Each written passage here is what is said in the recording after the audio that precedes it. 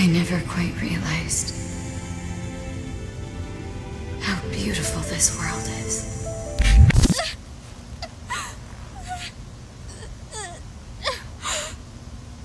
It always ends like this.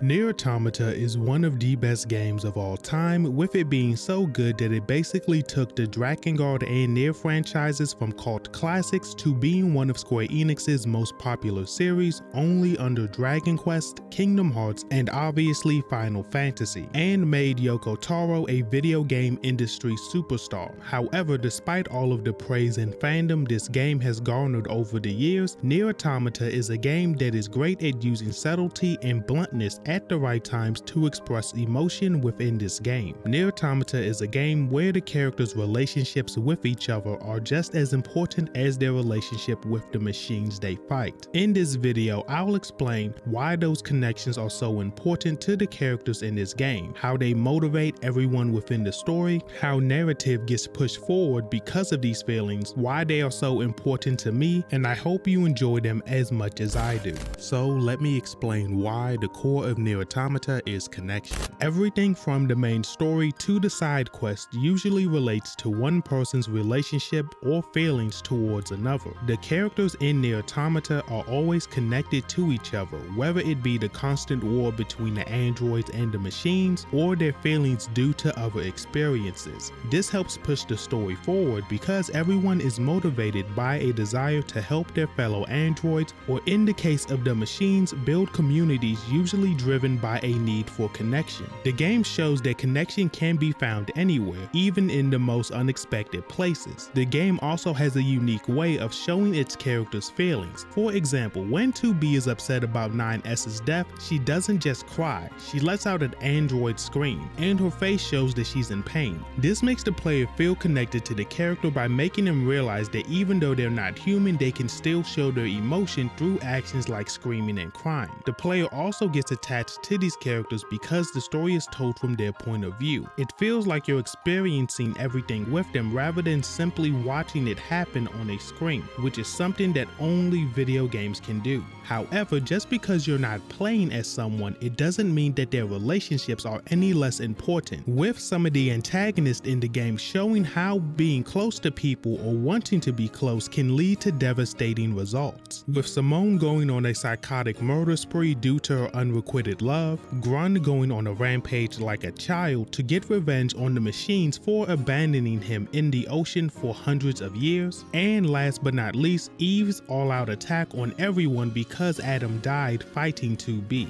However, the reason why I relate to Eve in this playthrough of NieR Automata is that I now have siblings. When this game released back in 2017, I was 20 years old with no siblings, and as of today, I am 25 and the oldest of 7 siblings due to my parents remarrying and my father having 2 more kids. However, I got a 20-year head start, so I'm not worried about my #1 spot in the power rankings. But this massive change in my life let me connect with Eve on a level I haven't been able to with other characters because of my own feelings towards my siblings. But another interesting thing about Eve is that he is a parallel for 9S hating A2 for killing 2B. I think 9S hates A2 because he sees himself within her. He doesn't want to be like her and thinks that she's a bad person, but he also understands why she did what she did. And this makes sense considering his own messed up feelings for 2B, where he is in love with her, but he also hates her because she has killed him 48 times. Because near the end of Route B, 9S finds out that he and 2B are paired together because 2B is supposed to kill him and reset his memory if he finds out the truth about Yorha, which 9S has done many times before. So when 2B is taken away from him at the hands of A2, it cuts off any chance of resolving his feelings towards 2B, leading to his rapid descent into madness. However, the tragedy of this entire situation is is that 2B put 9S in this situation by never telling the truth and always speaking with her actions rather than her words, only letting her mask slip in serious situations. So when she gets the logic virus, she doesn't explain that to 9S and she sends him away, placing the burden of her death on A2, creating a villain in the eyes of 9S who robbed him of his closure that he wanted with 2B. It's a tragedy that could have been avoided if 2B had been honest with 9S and explained what happened to her, but instead she chooses to hide behind her mask, leaving 9S with nothing but questions and hurt feelings, all due to her connection to 9S in this extremely character-driven story. And I think the thing that is so unique to NieR Automata, Replicant, and even the Drakengard games is that even though this universe contains futuristic technology, magic to make pacts with mythical beasts, talking books that were once human, time travel, and many other wondrous things, these giant plot elements are only used for the interpersonal drama that makes these characters so memorable. I think the reason why NieR Automata has been so successful with its story is the way it uses the themes of life and death, humanity, identity, purpose, love, and other things that drive us to tell a tale about people trying to make sense of a world that doesn't make sense. It's an emotional roller coaster that will leave you feeling raw by the end of it all. The game uses these themes in a way that makes sense. Everything you see in the game is there to move the plot forward or to create an emotional connection between the characters and the players, which is something that a lot of games struggle with. While it can be hard for people who don't play games often to understand this type of storytelling, it's still important because it allows anyone to enjoy NieR Automata's story in ways other mediums may not be able to achieve. By fighting, traversing, or simply walking around as these characters talk with each other deepens their relationship with you, the player.